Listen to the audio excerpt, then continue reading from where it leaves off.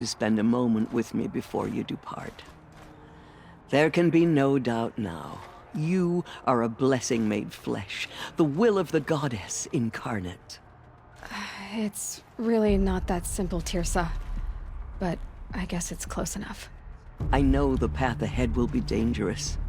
To kill a metal devil sounds impossible, but I believe in you. Thank you.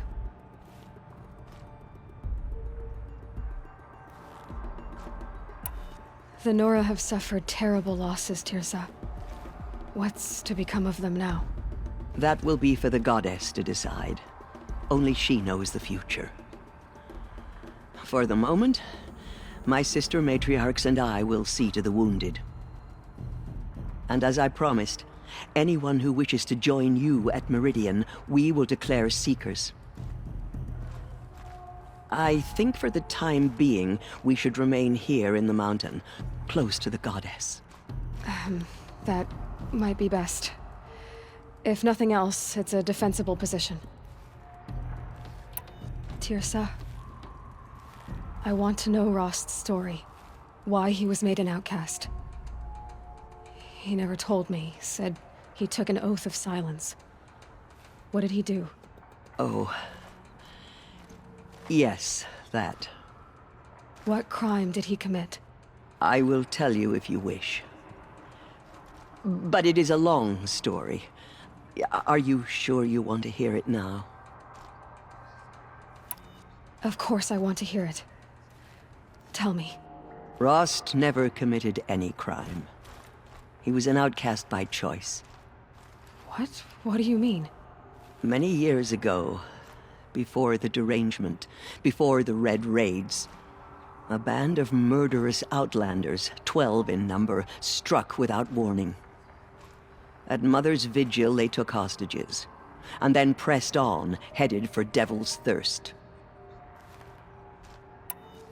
Mother's Vigil? Where's that? You would know it as the Forsaken Village, near the Carja border. But at the time, many families lived there. Ross was one of them. His mate was killed fighting the Outlanders, and his daughter was among those taken hostage. His daughter? What was her name? Alana. She was just 6 years old.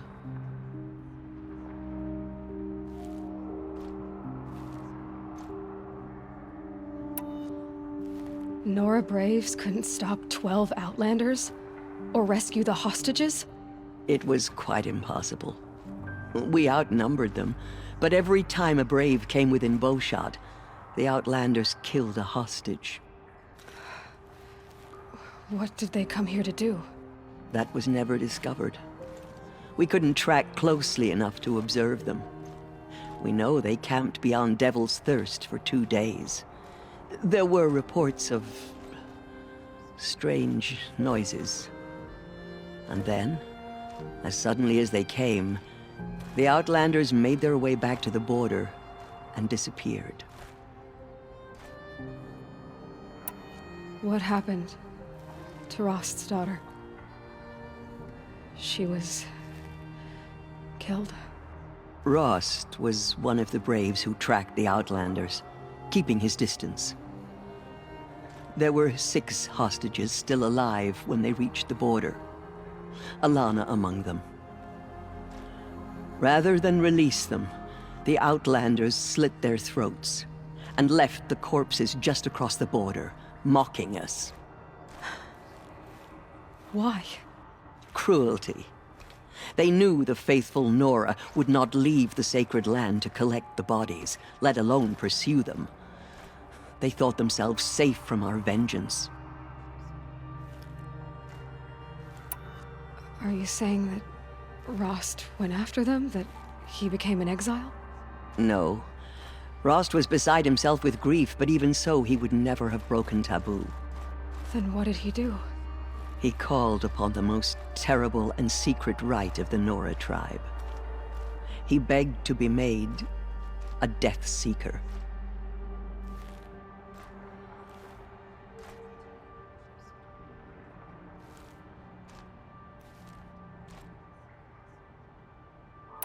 A Death Seeker?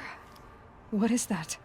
One who dies to go seeking, and in seeking, brings death to others.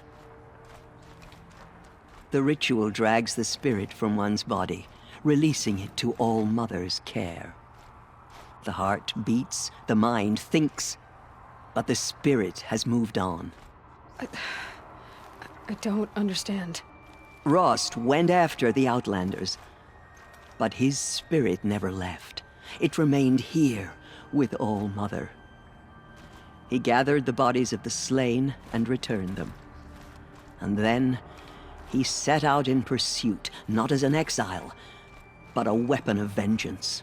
A barbed arrow shot from a bow, never to return. But Rost did return. Yes.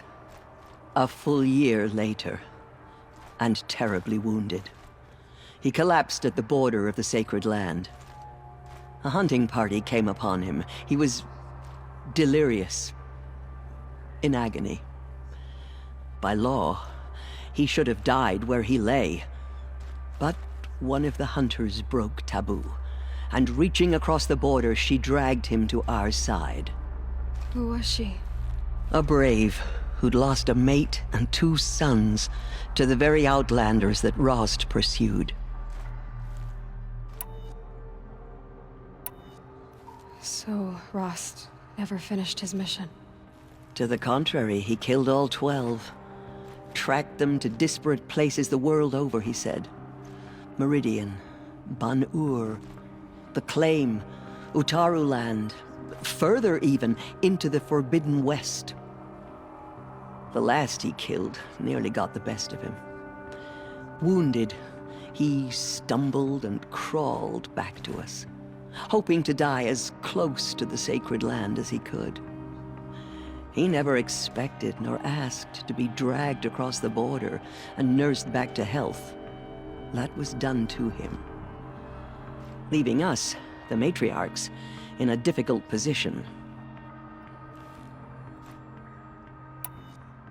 Why couldn't you just welcome him back? Rost had been made a Death Seeker, Aloy. He no longer had any place among the tribe. By law, he should have been driven back out. But we couldn't bring ourselves to do that, so we offered a compromise.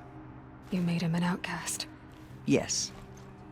We offered to do so on the condition he never speak to anyone of this exception. After all he did, all he suffered, to be declared an outcast was his reward. Rost was overjoyed. He never expected to live another day in the sacred land, let alone the embrace, so close to the goddess. He resolved to spend the rest of his days in solitude, and was happy to do so.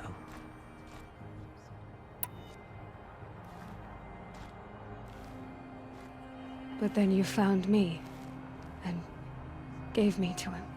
Yes. Another compromise. The matriarchs feared you, and would not let you be raised by the tribe. And so we turned to Rost. I knew that he would take care of you, bring you up, teach you to worship All Mother and respect the ways of the tribe. He certainly tried anyway.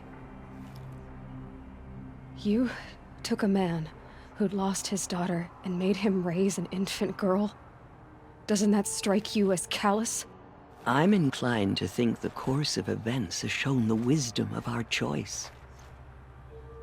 And I'm quite certain that from the moment he laid eyes on you, he saw you as a gift, and never a burden.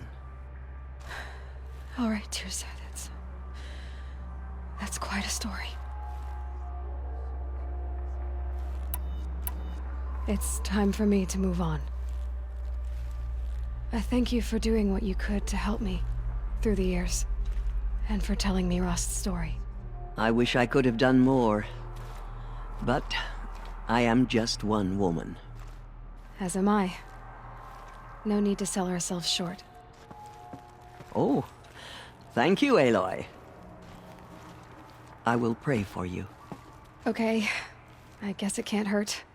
The killers did their worst. But by Aloy, the will of the goddess, was there something more? I should be going. May the goddess protect.